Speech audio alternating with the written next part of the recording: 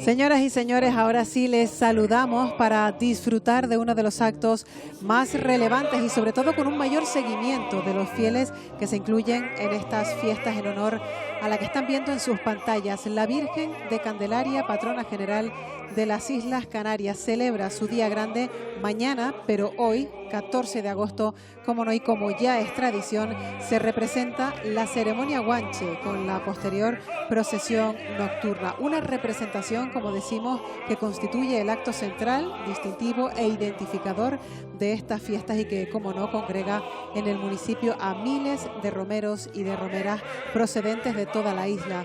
Romeros y romeras, peregrinos y peregrinas que irán llegando a lo largo de toda la noche y, como no, del día de mañana, día grande, como decimos, de estas fiestas en el Día de la Ascensión de la Virgen, 15 de agosto. Vamos a contarles todo lo que ocurra en directo en Televisión Canaria y desde la Villa de Candelaria, pero para eso me acompaña alguien que sabe muy bien de lo que estamos hablando, sabe muy bien de esta ceremonia y desde luego que no es la primera vez que nos acompaña y para mí es un auténtico placer volver a saludarle. Julio Fajardo, escritor, entre otras muchas cosas. Bienvenido una vez más. Hola, muy buenas tardes. Pues nada, aquí otra vez para contar lo que estamos viendo en esta plaza de Candelaria, delante de la Basílica. Gracias por estar con nosotros una tarde más, sobre todo porque vamos a analizar, antes de que dé comienzo esta ceremonia guanche, de dónde procede esta tradición. Es algo que en numerosas ocasiones ya lo hemos hablado y entraremos con detalle después, pero desde luego que si de algo se ha hablado en los últimos días, en la isla de Tenerife en particular, es del calor que hemos tenido y sobre todo de los problemas y evidentemente las restricciones más que necesarias para evitar ningún tipo de incidente a la hora de poder llegar a la Villa Mariana caminando por el monte y demás, porque es que ha hecho mucho calor en los últimos días. Sí, efectivamente, nos ha sorprendido por lo menos los 4 últimos días un calor, bueno, yo no diría que no habitual, porque agosto también es lo que tiene. Agosto es lo que tiene y yo tengo la edad suficiente para haber pasado calores como este y mayores incluso, ¿no? Pero bueno, efectivamente, hace calor, hay que tomar las medidas de precaución y los sistemas de alerta funcionan perfectamente para que no ocurra nada. Bueno, pues eso, estamos aquí viendo cómo sale la Virgen y, como decías, comentar el origen de esta fiesta o el origen de esta tradición, ¿no? Así es, además una tradición, Julio, que atrae a numerosos fieles, pero también curiosos, ¿no? Sobre todo amantes de la tradición, de una tradición de esta ceremonia guanche que se le conoce popularmente y que tiene un origen, ¿se puede decir que incierto? No del todo. Bueno, hay autores que hablan tienen unas versiones, otros tienen otras versiones diferentes, pero todos coinciden en lo mismo. Es decir, el hecho real es que en el siglo XIV, yo creo que a principios del siglo XIV, una imagen de una virgen se aparece en las playas de Chimisay y sorprende a unos pastores que se encuentran por primera vez en su vida frente a una talla de tamaño natural, una figura humana que les parece algo extraordinario, que no conocen, ¿no? Claro, porque es la representación de una persona. Ellos nunca habían visto una talla de esas características. Claro, hay que tener en cuenta que la talla que se aparece es un bulto de una sola pieza, ¿no? No es la Virgen que vemos ahora, que, bueno, es una reproducción después de la desaparecida en el siglo XIX con una tormenta. Pero efectivamente eso produce una sorpresa importante a la población aborigen, y a mí me parece que uno de los hechos más interesantes es lo que cuenta Viera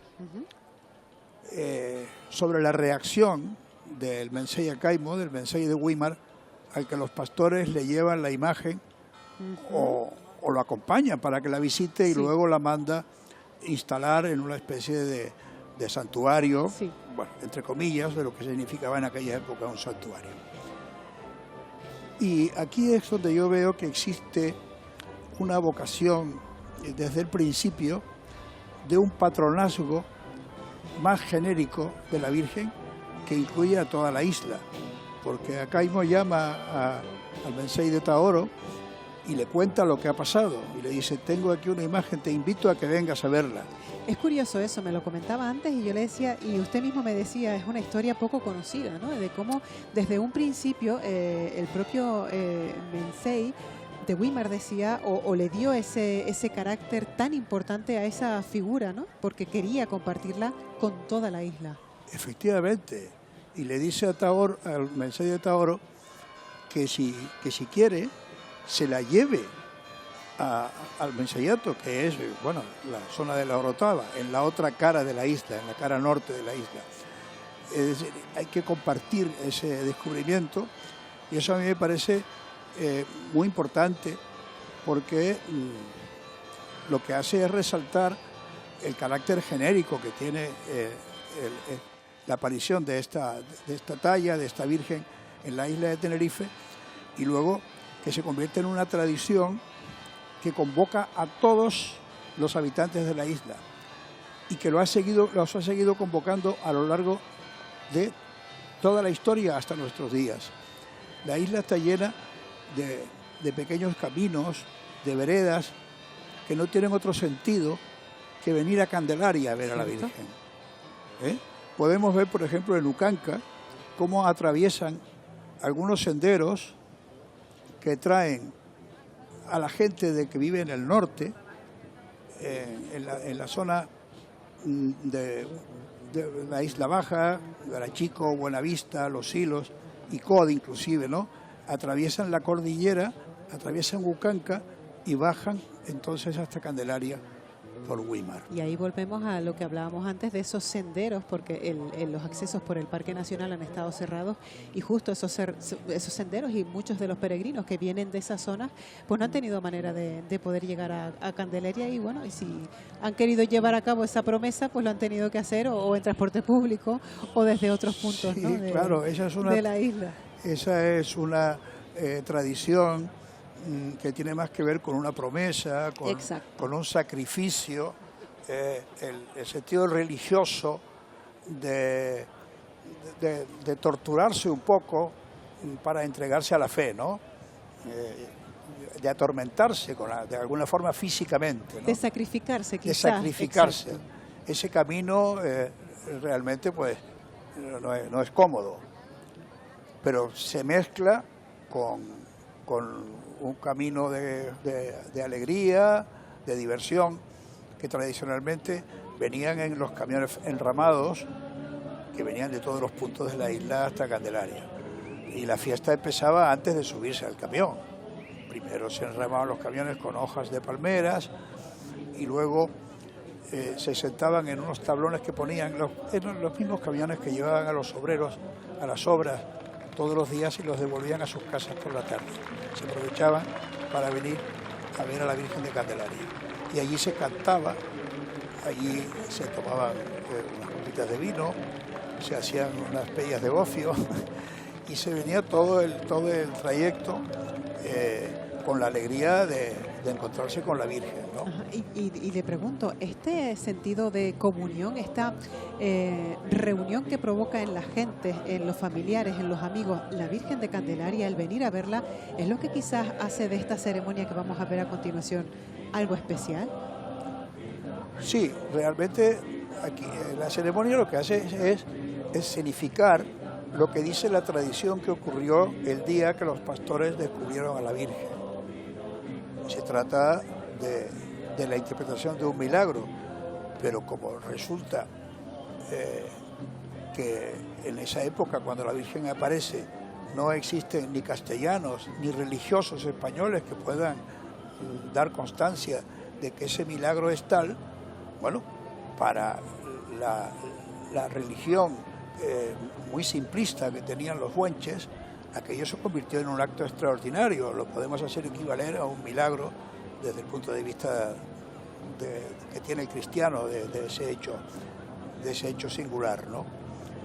Y claro, lo que se cuenta de cuando se sorprenden con la imagen y la quieren agredir, quieren lanzarle una piedra, Sí.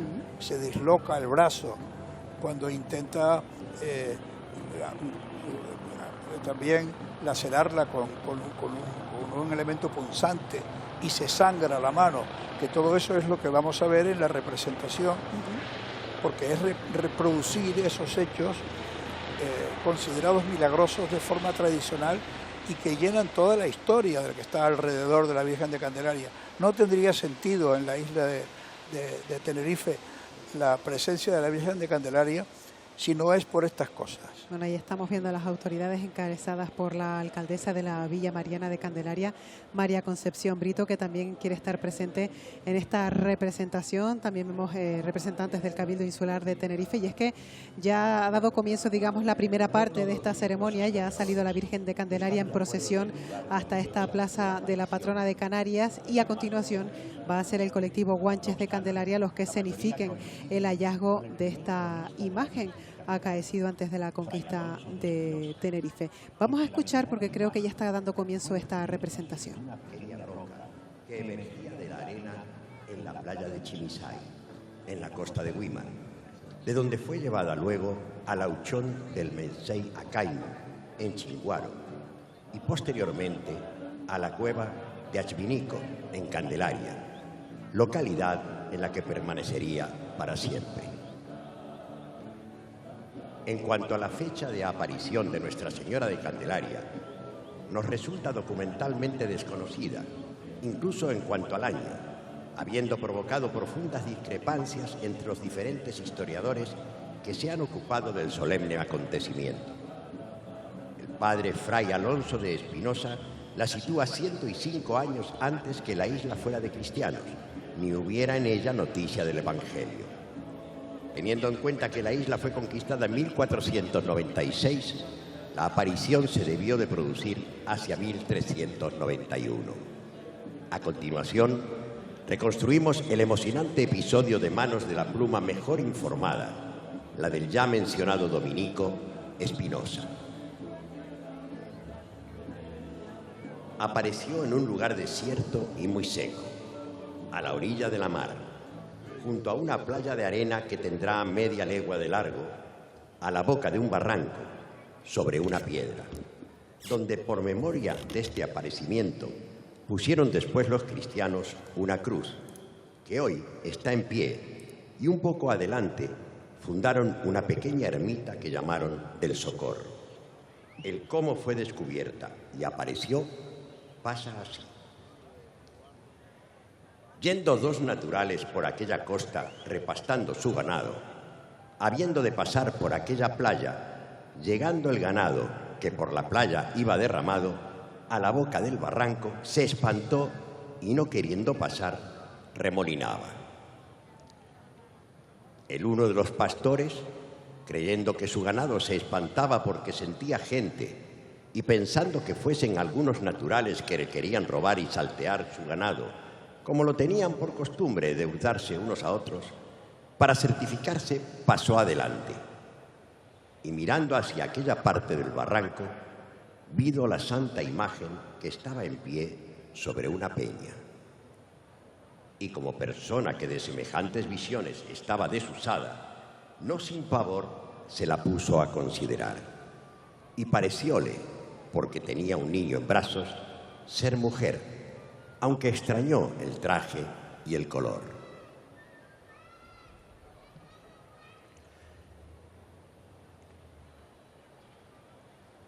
Y porque entre ellos era costumbre que si topaban alguna mujer a solas y en lugar solitario no le hablaban porque incurrían en pena de muerte, le hizo señas para que se apartase, porque su ganado que remolinaba tuviese lugar de pasar. Pero como la imagen no hiciese movimiento alguno, ni respondiese palabra, amoinóse el pastor y acudió a sus acostumbradas armas, que eran piedras.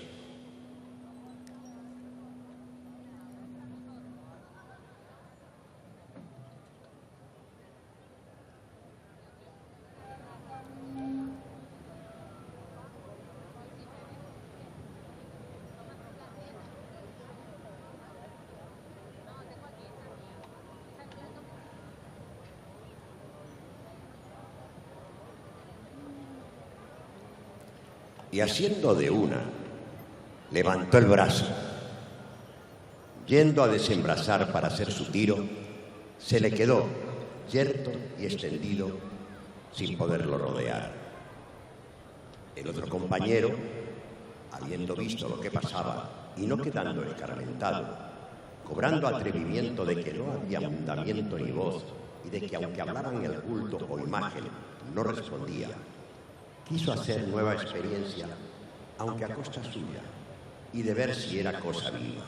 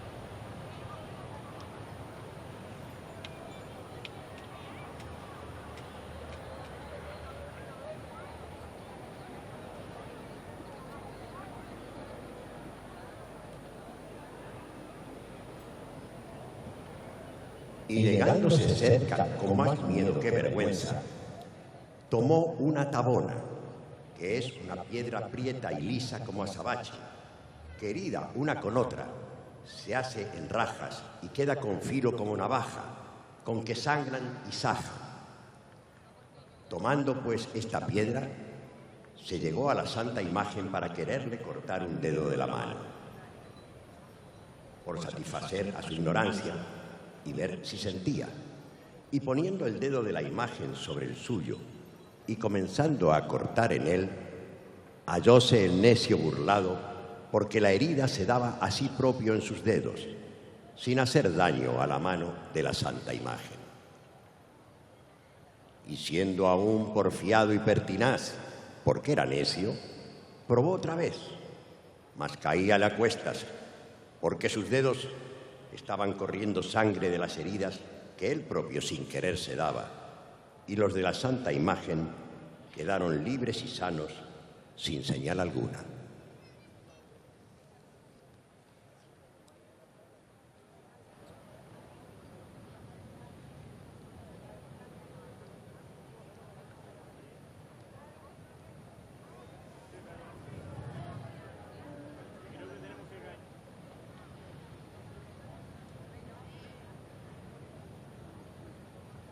Estos pastores, admirados, consultan entre sí qué harían y determinan que será razón dar de ello parte al rey de Weimar, cuyos vasallos eran, y en cuyo término aparecía la santa reliquia, el cual tenía cerca de allí su morada y habitación.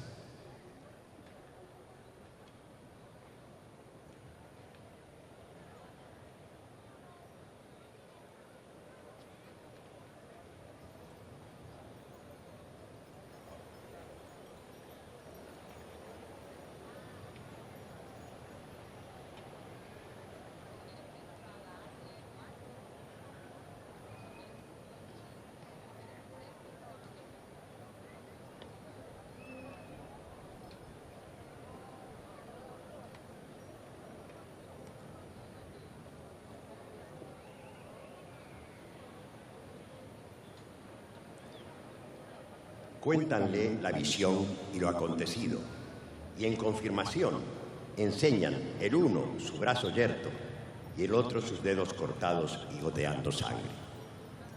El rey, no con menos espanto de lo que oye, que deseo de ver lo que le contaban y referían, sale de su casa al Tagoror, que era el lugar do hacía su consulta y recibía los pareceres de los de su consejo. Este lugar estaba delante de la puerta de su casa, en alguna llanura, y en circuito del ala redonda, puestos a poco trecho, unas piedras en que se asentaban el rey y sus vasallos al sol de Dios. Y este tagoror acostumbraban todos tener delante de sus casas, mayor o menor, según la calidad y posibilidad de la persona, donde se juntaban a sus conversaciones. Era costumbre que cuando algún huésped venía no entraban en casa, sino sentábanse en el tagoror sin hablar palabra, y cuando allí le veía salir al señor de la posada y entrábalo en ella. Saliendo pues el rey de Güímar a su tagoror o plaza de consulta, junta a sus vasallos y dándoles parte de lo acontecido, sale de la consulta que vayan luego a ver lo que era.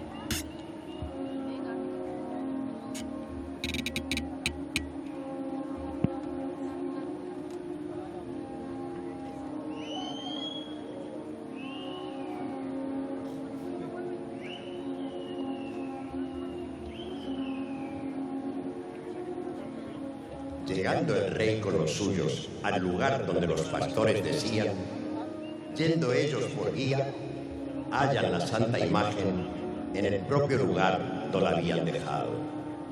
Y como la novedad de las cosas inusitadas o pocas veces vistas causa admiración y espanto, y esta lo era, quedaron fuera de sí en ver una figura de muy diferente traje que el suyo, de otro color, y que al parecer, y por las señas que veían, era mujer, porque tenía un pequeño niño desnudo en brazos, y causábales más espanto y admiración no ver movimiento alguno, ni oír voz ni respuesta, aunque le hablaban, y ver el resplandor que de su rostro y vestido salía, y la majestad que representaba.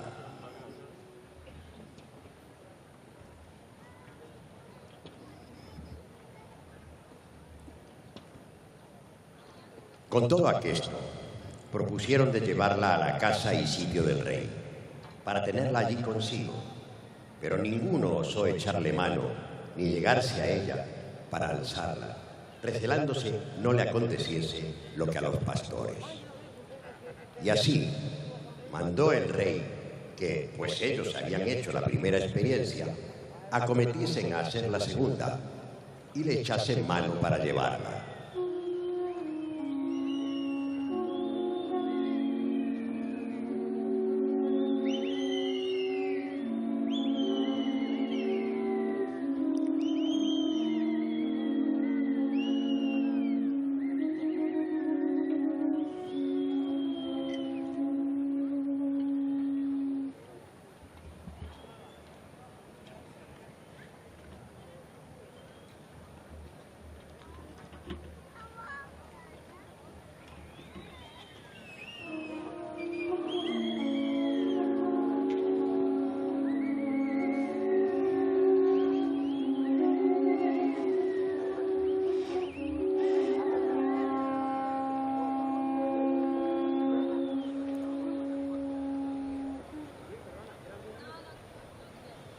Ordenábalo Dios así, para que la gloria de su madre se manifestase, y en opinión y estima el pueblo gentil se confirmase.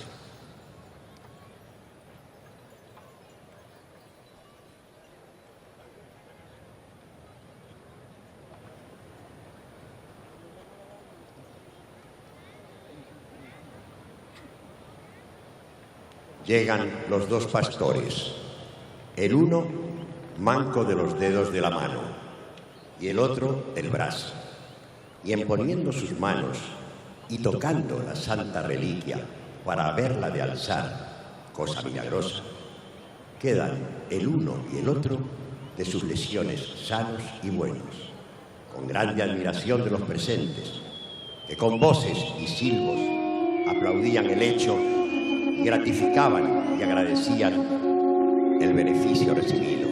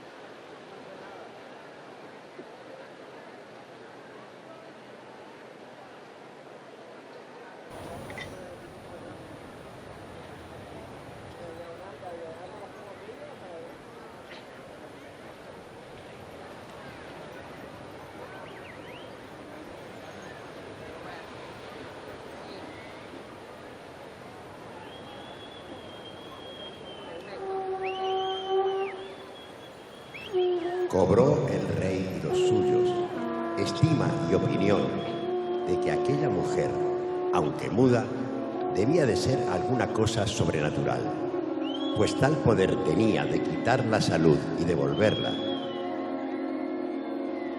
Y cobró juntamente con esto osadía, perdiendo el temor, aunque con respeto, y dice que es más decente cosa que él propio, por sus manos, y los grandes de su reino, la lleven en brazos, para honrar la huéspeda que les había venido, y que ningún plebeyo llegue a ella.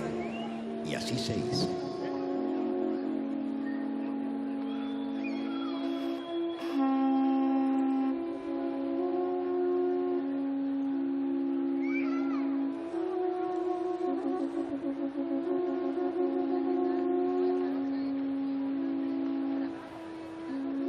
El rey de Weimar, de quien vamos hablando, que habiendo visto el brazo yerto y dedos cortados de los pastores, no osó él ni sus grandes, aunque lo tenían determinado y lo deseaban, llegarse a la imagen, ni alargar las manos para tocarla, temiendo no les aconteciese lo que a esotros.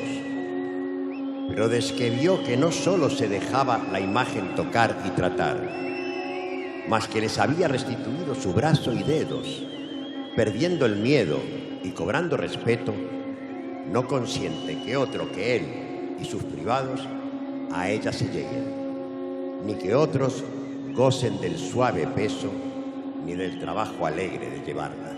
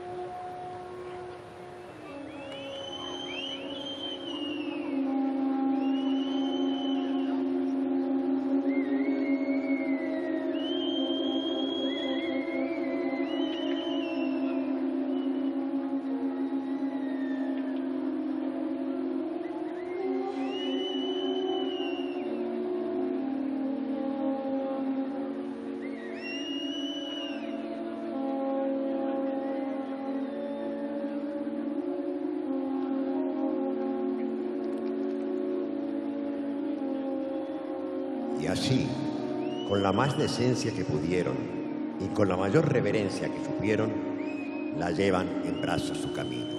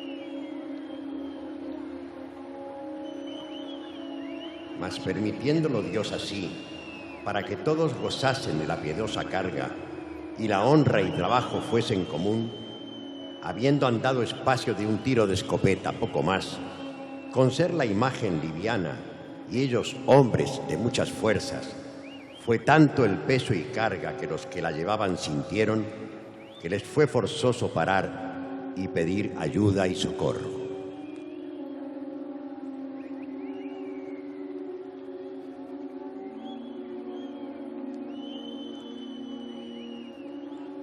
Pues siendo socorridos y ayudados, tornaron a proseguir su camino hasta llegar a las moradas del rey de Weimar, que eran como media legua de donde la santa imagen apareció en un barranco, y el lugar de su habitación llamaban Chinguaro, donde en un canto de la morada, sobre unas pieles de cabras y ovejas, que otras alfombras ni doseles no tenían, la pusieron con la decencia que sabían y podían hombres que no estaban acostumbrados a reverenciar ni adorar dioses ni estatuas, ni tratar cosas divinas.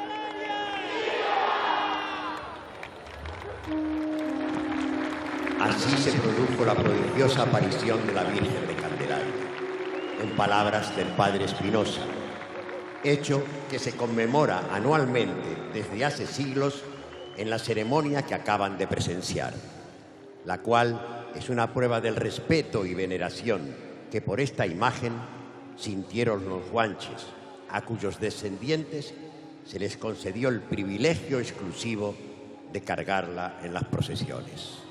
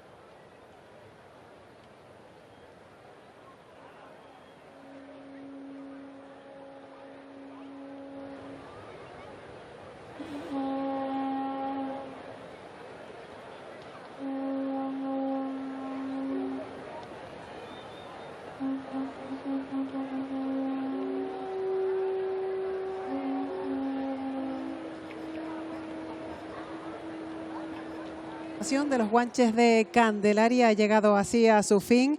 Nos tenemos que ir al informativo, al TN1, pero a continuación, ya lo saben, tenemos la Noche de los Peregrinos para disfrutar de esa procesión nocturna y cómo no de ver cómo llegan los peregrinos y peregrinas a la Villa Mariana hasta las 12, pasadas las 12 de esta noche. Nos escuchamos en unos minutos. Hasta ahora y gracias.